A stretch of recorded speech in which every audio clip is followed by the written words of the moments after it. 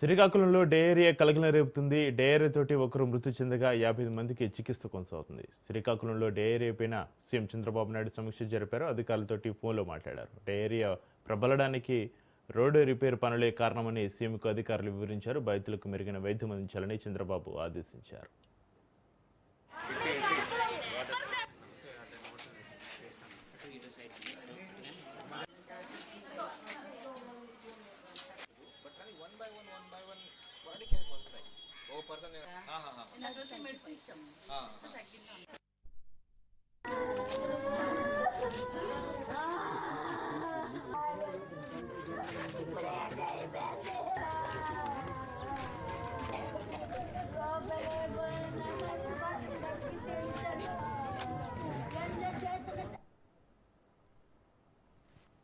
శ్రీకాకుళంలో డయేరియా కలకలం రేపుతుంది. డయేరియాతోటి ఒకరు మృతి చెందగా 55 మందికి చికిత్స కొనసాగుతుంది.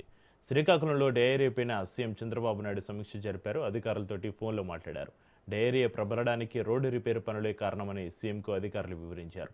బాధితులకు మెరుగైన వైద్యం అందించాలని చంద్రబాబు ఆదేశించారు.